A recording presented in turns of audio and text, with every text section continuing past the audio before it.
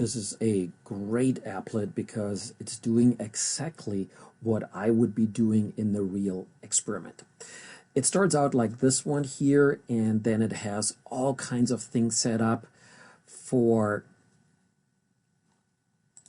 measuring and computations and so on. As I said, exactly like I wanted in my experiment. Let me just hit the play button here. Okay, that didn't work, so let me actually increase the force here, and this is kind of how it works, but I really want to mimic my real experiment, so I'm going to reset this one here, and here's what I'd like you to do.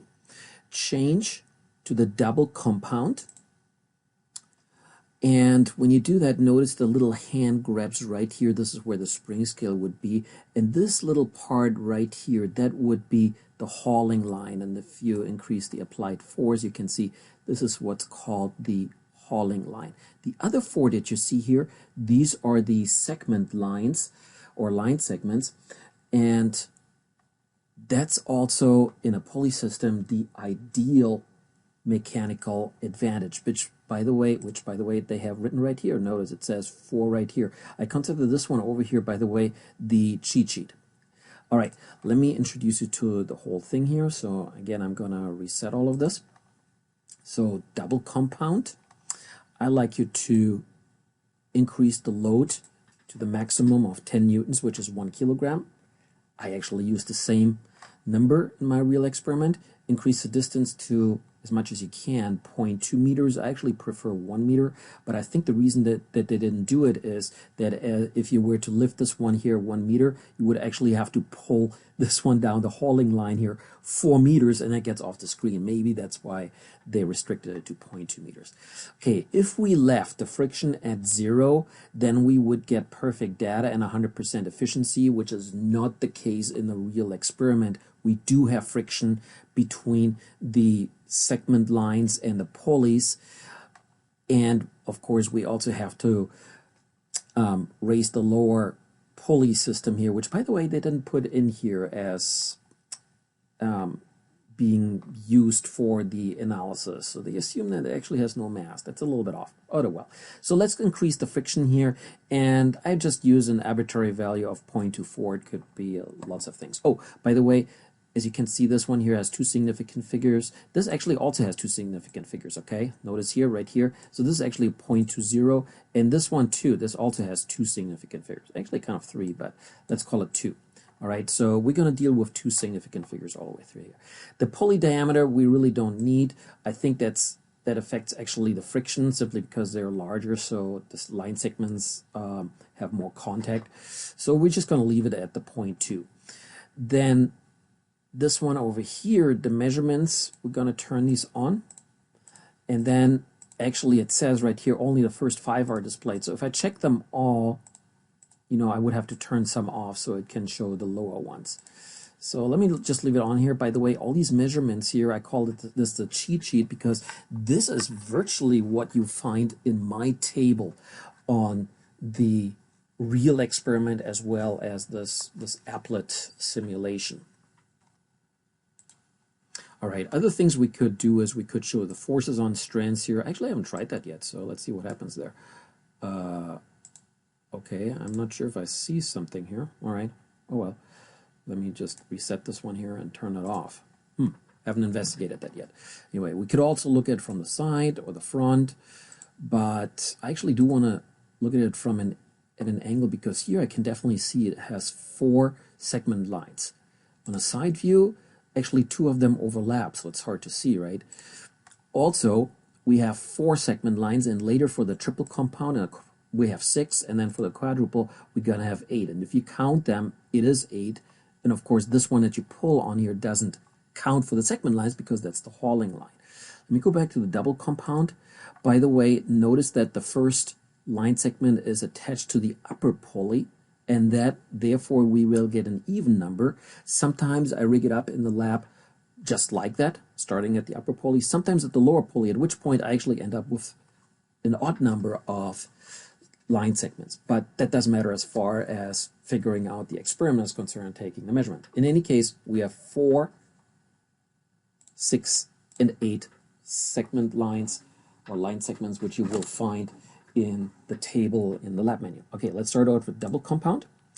And these are the parameters that I want you to choose at all times, except of course you're gonna switch then from the double to the triple to the quadruple one as you do that for the 3 sets of data that I want you to take. All right, so let's apply a force. And so I'm going to pull this one up here, and it reads 2.965 force. By the way, I tried to pull it up higher. It doesn't get any higher. I guess they put it in such a way that it matches the friction, and as it matches the friction, the two forces equal out to 0. So 0 acceleration then means constant velocity. If you actually pulled it up higher, if you were able to do that, again, I wasn't able to do that, then actually the thing would accelerate. You would get faster and faster. That's probably not what you do when you are using a pulley system. You're probably trying to pull at a constant speed, which means your force has to match the frictional force to have 0 acceleration and therefore have a constant velocity. Okay, so here we're done, and we read off a bunch of numbers. So let's go over to the analysis. So I need a little bit more space here for the analysis. All right, still need to push it in a little bit here. And almost there, almost there. I guess now the experiment itself is off screen, but what can you do? There we go, that should work. All right, so I already put these parameters in here. As I said, I'd like you to keep the same parameters throughout. So 1 kilogram, which is the 10 newtons, which is over here, what you can see on the load. And then the height, the maximum height of 0.20 meters. And as I said, I like to keep this at 2 significant figures. Okay, then computing the work. And you can see these equations. If the equation is not listed here, it's over here, just off the screen, right here, I guess. Oh, shoot. Right over here. So here would be the equations. I guess I could have done that. And so you have to apply these. All right. So let me get back here. And, oh yeah, this is what I wanted to do. Yeah, push them back in here. There we go. All right. So the work without the pulleys, just lifting the thing, would be the height that it's going through, the 0.2 meters, times the weight of the load. So 10 times 0.2 is 2.0 joules, right there.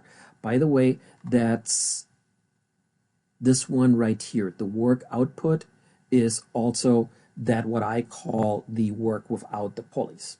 And that also matches the potential energy. So this one right here, what I call the work lift, they call the work output, respectively, potential energy. Okay. The ideal mechanical advantage in a pulley system is really easy to determine. Just count the number of light segments that are supporting the weight. There were 4, so the ideal mechanical advantage is 4. That should cut down the expected effort force to 1/4 of the original. So as I'm trying to lift a load that has 10 newtons, I should be able to apply just 1/4 of that, so 2.5 newtons. Okay, that's what my spring scale should read. However, there's friction, so it won't read that. All right, the hauling part distance, notice here they wrote 0.8 meters. This makes total sense. I'm going to write it again with 2 significant figures. Makes total sense because I need to pull each of these strings here, these 4 strings right here, I need to pull them up 0.2 meters, each of them. That means I have to pull a total of 0.8 meters because that string, the last one here on the right hand side, that one is connected to all the others. So it has to pull down 0.8 meters in order to make each one of them go up by 0.2. It's all one string. Okay, so that's the 0.8 meters. Let's see. Push this out a little bit more. All right. Oh, actual and measured force. Shouldn't have pulled out so much. Okay, here it is, 2.965. A little bit too much on the side of sig fig. Let's just run it to 2 sig fig 3.0, and I can't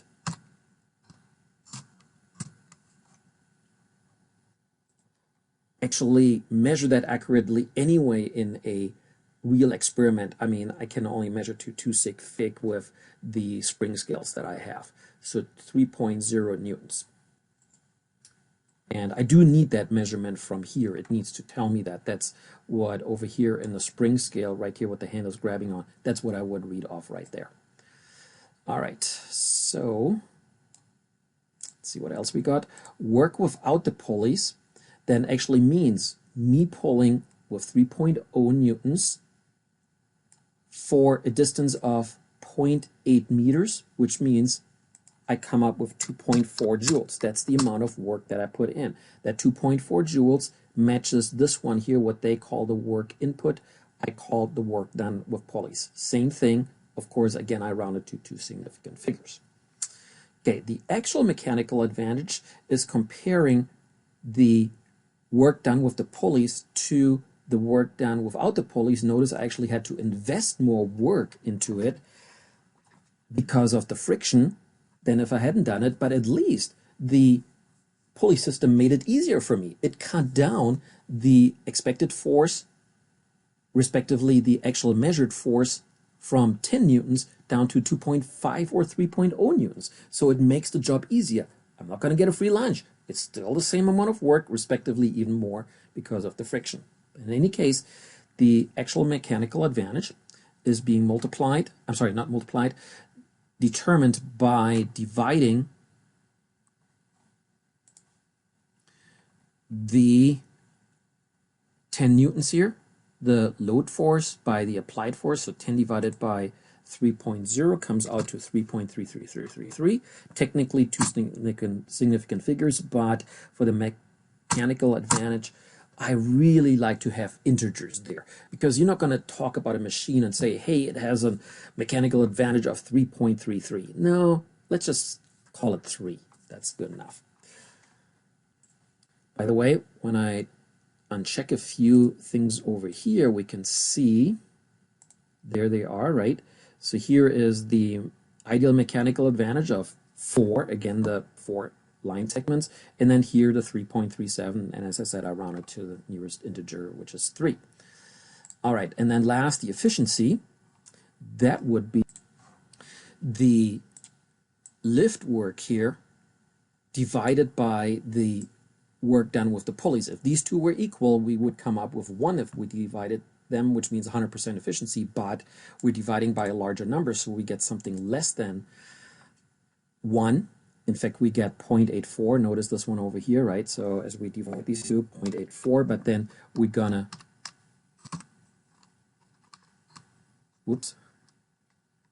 shift the decimal point in order to get percent. So 84%, that's the efficiency for this experiment. Again, we're not getting a free lunch. In fact, we have to do a little bit more work because of friction, but at least it makes the job easier.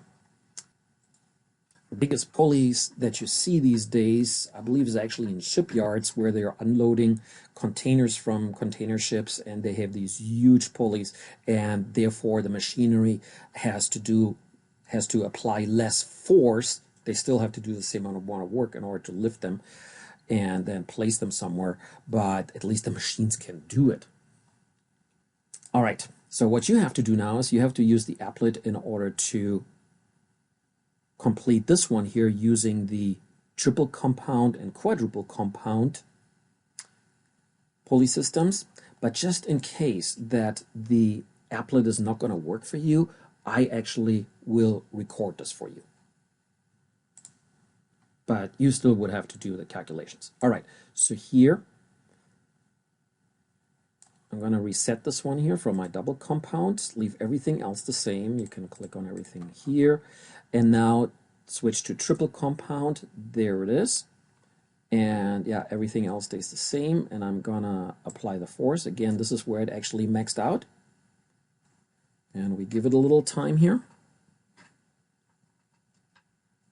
In the meantime, obviously it makes sense that the line segments, there are 6 of them, also gives us the ideal mechanical advantage of 6. That much I can give away. And that as I'm lifting this here 0.2 meters, I should come up with 1.2 meters for the hauling line. In fact, it's going to show us that in just a moment, right? Oh, it is getting a little off screen here.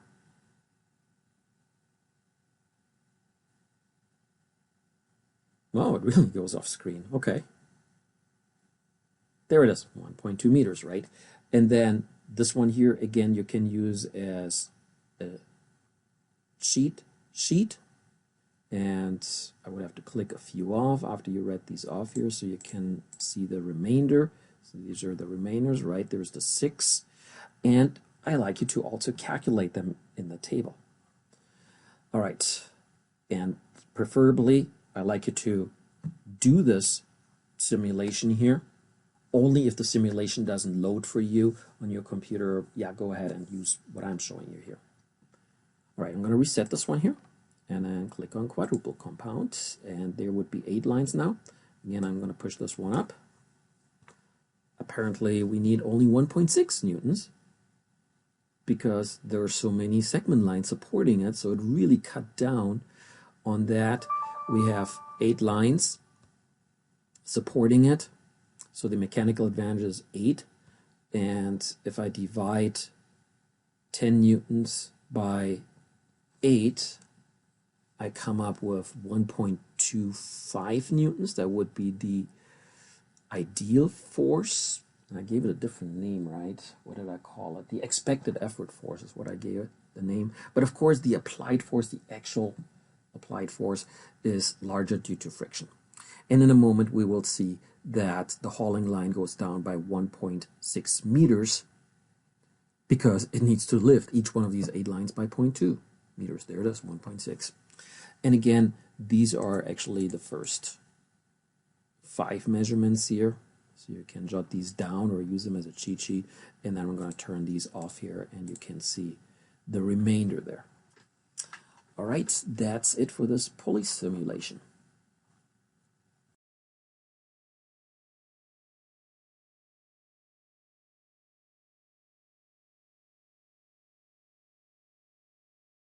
Okay, so this is about the screw, and of course a car jack is using a screw. And so here we have the simple machine. In fact, I already lifted up. I think you can see that right here. And I notice it takes quite a bit less force. Okay, I'm going to mention a few numbers, but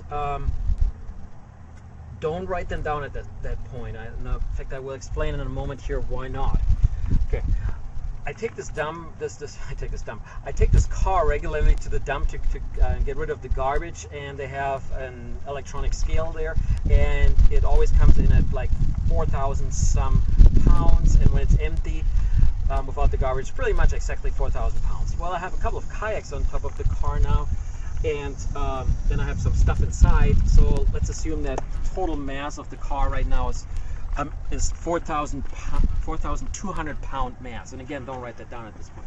Okay, with the car jack, I'm lifting only a quarter of the entire car, so approximately 1,050 pounds, which we calculated would be 480 kilograms.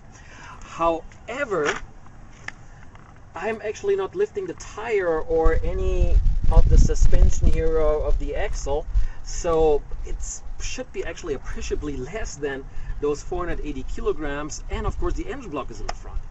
And so at this point here, as we're filming, I really don't know how much it is, and I hope that I get a better estimate later on and put it as a caption into the video. Anyway, we lifted it up. As we lifted up those 480 kilograms, which is really not the mass of what I'm actually lifting, it's appreciably less, but that would be in the neighborhood of 4,700 newtons. And when I applied the force here, I came up with I'm only measured 50 newtons. It was actually relatively easy to do, and it's hard for me to do that here by myself as Jerry is filming here. Yeah, I think you can almost see it actually here. Yeah, in fact, I can hold it and you can see it. It's about 40 newtons what it measures here. But of course it's a little bit dangerous here, so I don't want to do this whole thing over again. So I measure about 40 newtons, which means I have like an actual mechanical advantage of approximately 100, 4,700 divided by 40, or over 100, so it's like extreme mechanical advantage. I doubt that. I think what I'm really lifting is much less than 4,700 newtons, or 1,050 pounds, or 480 kilograms, much less than that.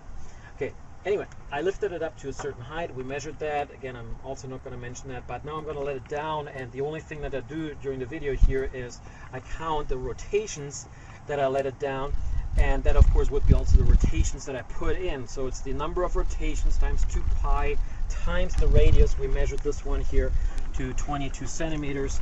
That would be the amount of distance that I have to apply that 40 newtons of force through. And that one is actually a real measurement. In fact, I didn't use these ones here because the force was actually small enough that it hardly registered on this one here. So that's why I'm using this one here straight from a physics lab, which is actually pretty strong, and I measured 40 newtons, which is roughly 10 pounds. So I guess maybe this could have measured. Oh well. Okay, so I'm going to let it down, and I'm going to count the rotations. So 1, 2, 3, 4, 5, 6, 7, 8, 9, 10. And I'm going to count a little more, but you notice I probably lost count a little bit by 1 or 2. Oh well. 11, 12, 13, 14, 15, 16, 17, 18, 19, 20. Okay, that's at this point I'm actually done, and I noticed that in between 10 and 20 it actually got a whole lot easier, which means I'm really not lifting that mass that I estimated earlier. In fact, I'm going to leave it. Yeah, so I have about 20 here. I'm just going to measure the height here, and it's 73, and earlier I measured 82, so I lifted it by about 9 centimeters, which is 3.5 inches. But of course I had to do 20 rotations times the radius times 2 pi, and that would give me the whole distance compared to just lifting it.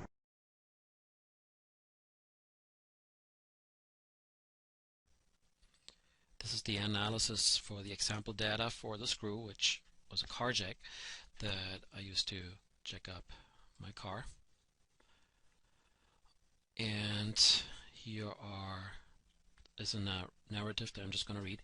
The scale of the Central Kenai landfill shows usually quite exactly 4,000 pounds for the weight of my empty Dodge Caravan. That includes actually me. And they have an accuracy of plus minus 20 pounds. And then once I measured it, that of those 4,000 pounds, 2,300 are in the front and 1,700 are in the back. So I just put the 2 front tires on the scale and the 2 rear tires on the scale. On the day I measured it, I had kayaks on top and some totes inside, which I estimate that's an extra 200 pounds, but I wasn't inside. So minus 200 pounds, which means it's still those 4,000 pounds. Now we jacked up the rear ride, which should be a half of the weight of the rear, thus 850 pounds. However, the tire axle and suspension were still on the ground, and here this is a really gross estimate that is some fraction of that 850 pounds. So I surveyed a few people that gave me their opinion, including a few students, and I came on to a consensus of that. Well, it may be around 600 pounds without the tire axle and suspension that I'm actually lifting, and that's what my data are about. And then, oh, I didn't mean to get this one here.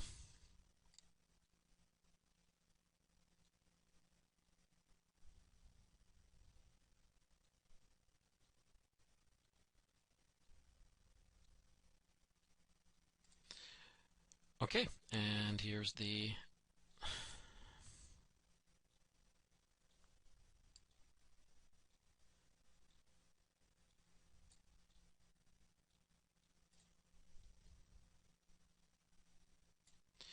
okay, and here is the analysis of those data. So I'm going to put in here that these I estimate to be 600 pounds, pound mass that is. Correct American unit would be slugs for the mass, but I'm just going to use the pound mass, and I convert that to kilograms, and so that's 600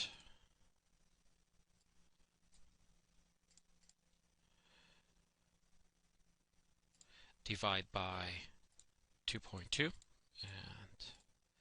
that gives me the 272 kilograms, or rounded 270 kilograms. After all, this is a very gross estimate here, 600 pounds. I should really just use one significant figure, which I think I'll do at the very end. Okay, weight of the load. Well, that's simply multiplied by 9.8 or rounded 10, so 2,700 newtons.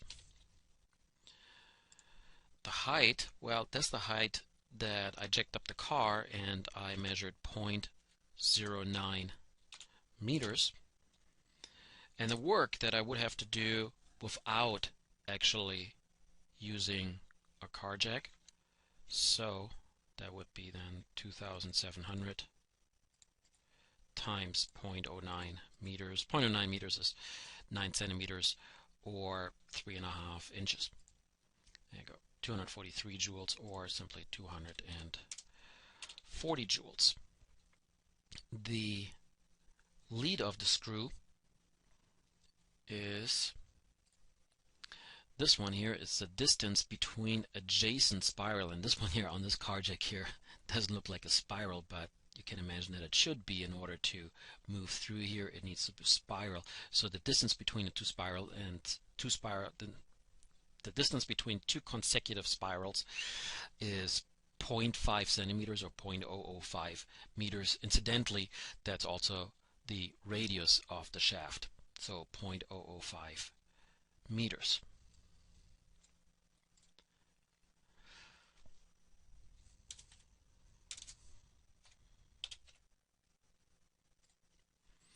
The radius of the handle itself, and that would be, oh, they don't show the handle here. So that's the one that I would have to attach right here. So I have a lever arm here, and that's 22 centimeters, roughly 8 inches. So 0.22 meters. Then the mechanical advantage is 2 pi times the radius of the handle divided by the distance, the lead of the screw. So that comes out to 2 pi times 0.22 divided by 0.005, and that's a whopping 280 times rounded mechanical advantage, which is certainly something I want, because I cannot lift 2,700 newtons or 600 pounds by myself, and it should be relatively easy to do with the car jack. So here's my mechanical advantage, 280. When I calculate therefore the expected effort force, I come up with, divide the load 2,700 newtons by the ideal mechanical advantage of 280. So divided by 280 comes out to around at 10 newtons. By the way, the ideal mechanical advantage doesn't have any units because it's the ratio of the same unit measurements. So here, that's only 10 newtons. That's only about 2 pounds. It's kind of what I expect when I turn a handle, that I only exert 2 pounds. And when you jack up a car, you notice that it's actually relatively easy to do that with a jack. So huge mechanical advantage. That's expected, at least. That's the ideal one. The actual one could be quite a bit smaller still. Okay, number of rotations. I measured that in order to jack it up. That was 3.5 inches, 9 centimeters, 0.09 meters. I had to rotate the handle 20 times. And then the distance that I rotated, that's actually quite a bit. So that's 20 rotations times 2 times pi times the lever arm of 0.22 meters. And that comes actually out to 28 meters, which means I had to rotate the handle approximately 80 feet, which is quite a bit, but of course I expect that too, because I am not going to have a free lunch here. That ideal advantage over here is going to kick down my force appreciably to the 10 newtons here from original 2,700 newtons, but when I jack it up 0.09 meters, well, I have to rotate that handle quite a bit, those 28 meters. So that's where, again, the mechanical advantage goes in and tells me that, hey, but you have to rotate a whole lot more than you actually lift it. Okay, the actual measured force was 40 newtons, which is actually 4 times as high as what the expected effort force should be. Ideal or expected effort force versus actual measured force, of course, that one here does not take into account the friction that's involved when I turn. It's between the handle and the perhaps little eye that you saw here. Sorry that I don't have a handle on here. And then, of course, the friction in here, the friction in there. So that all plays in. All right, then the work with the lever, that is, that with the screw or lever, that would be then 40 newtons times 28 meters.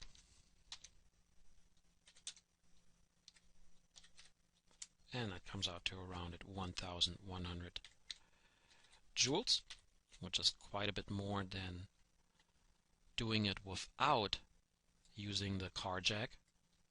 But then again, I need the car jack because otherwise I can't lift it by myself. So I take it into account. Of course, this one here is all the energy that got lost due to friction. Okay, the actual mechanical advantage comes out to dividing the force of the load, which is the weight, 2,700 newtons, by the force that I actually measured, so 40 newtons, so 2,700 divided by 40.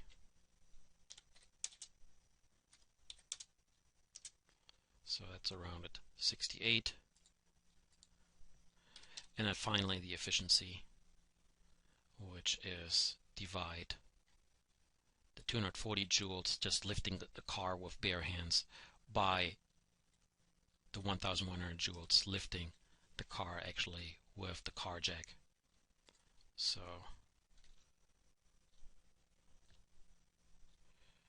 (240 joules divided by 1,100, and that comes out to 22%. And earlier I said something about my estimate here, 600 pounds is really one significant figure, so my end result I should just put into one significant figure, about 20%.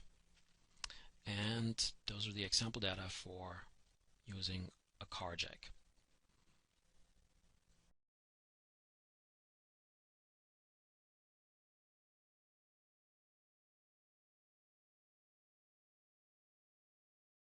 Go.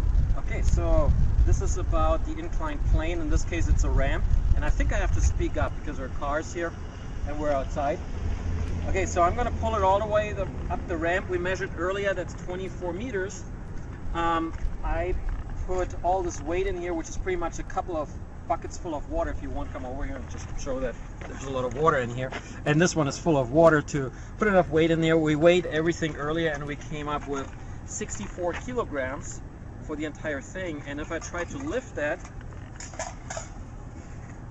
I am not very successful.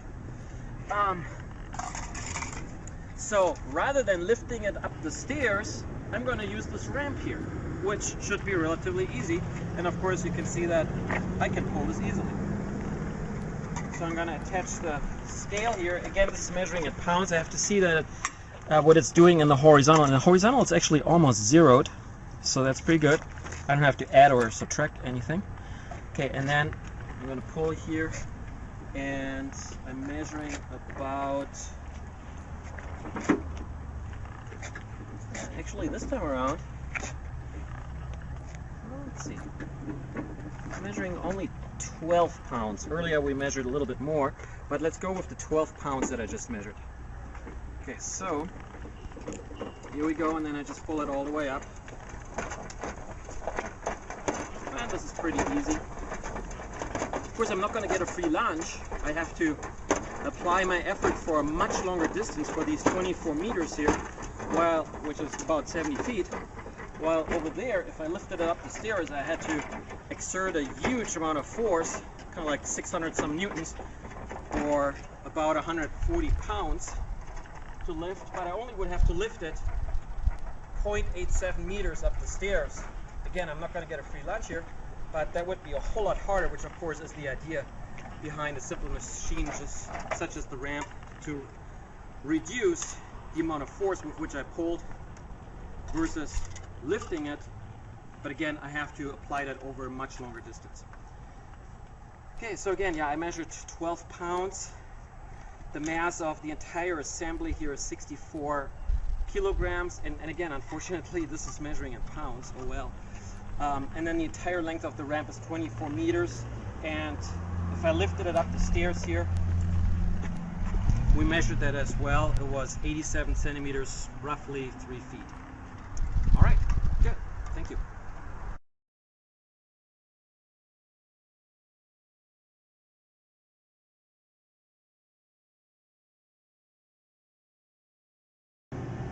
Okay, so this is the block and tackle that we have set up here. It's a bigger, more industrial version, and I'm trying to talk as loud as I can because there's a lot of noise coming here from the refrigerators in the cafe over here where we have set it up across from that. So anyway, we have the block and tackle here, a couple of pulley systems here, and so these I got these at a hardware store, and somebody welded this one onto me because it's missing the eyes over here, so I needed to attach it, of course, here. And then also this one doesn't have an eye here, so we had to tie it from the top here, which means that we actually have 4 segment lines running down, so an even number. When you tie it to the top here, you have an even number. Anyway, so we're gonna we put a load on here, that bucket here, and I had measured it. We had put full with half amount of water. And this one here is also half water, and I believe we measured 25 pound mass for the mass on this one here. Okay, so which means that this one is also 25 pounds in here, and you just saw a moment ago that I have to lift quite a bit here. Well, over here I have the hauling line, and I attached the spring scale to that, so I'm going to measure that in a moment, and you will see it's going to be relatively easy for me to do. Still, I have to put quite a bit of work and force into it. Overall, I should have an ideal mechanical advantage of 4 because I have 4 segment lines running down. Of course, I'm not going to get a free lunch because I expect that I have to pull this 4 times as much on this side on the hauling line in order to lift the bucket up all the way here, which I had measured to 70 centimeters or 0.7 meters. Okay, so now I'm going to take the measurement here. And if you could come over here, and I'm going to pull on this one here, and it measures, oh, I turn it around, I want to measure newtons. I measure, I want to say 40 newtons, 41 newtons, there we go. So 41 newtons is how much I measure. 41 newtons is about 10 pounds, a little bit less, and I think you can see that this is a whole lot easier than trying to lift the bucket. But still, I have to put quite a bit of work in, and you see that I have to really pull a lot of hauling line in order to get at those 0.7 meters or 2.5 feet up. And then I better release it slowly. And that's my measurements for a more or less industrial pulley system block and tackle. Okay.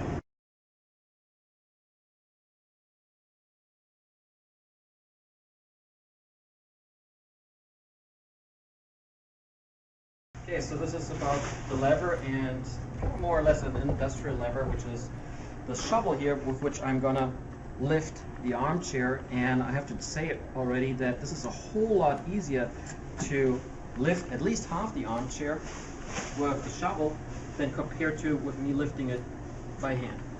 Okay, we took a few measurements ahead of time. We have a couple of scales here, if you could come over here, and Jerry's the one filming, and he helped me with this experiment. And he stood on one scale, I stood on the other one. We measured our mass, then we both carried the armchair on it and measured the mass of the armchair, which came out to 33 kilograms. However, what I have to remember is because with this lever I'm only gonna lift half the armchair, I wrote down 16.5 kilograms. as the mass of half the armchair. Okay, then that pretty much was the only thing we did ahead of time. Well, that's not true. I'll show you in a moment. But what I'm going to do here now is I'm going to attach this scale here, the spring scale, which unfortunately only measures in pounds. And if you can see that, if I hold it right side up, it's already a little bit off. But it so turns out that in order to hook it into the lever here, I have to hold it upside down. And here it's actually quite a bit off, and we figured it's about 2 pounds off. And this may not show, so I'm just going to say that actually I have to add about 2 pounds once I have measured. Okay, so now here, pull on here, and there we go. And then I'm measuring about 10 pounds plus the other 2 that I had. So 12 pounds is what I measure in lifting this armchair. And then the height, we measured that earlier, that I'm lifting it half the armchair to a height of 16 centimeters. And I pull the lever down to by 57 centimeters we came up. So lift here 16 centimeters and then pull this one down by 57 centimeters, and all the rest here can be calculated with the data that I just gave. Okay, thank you.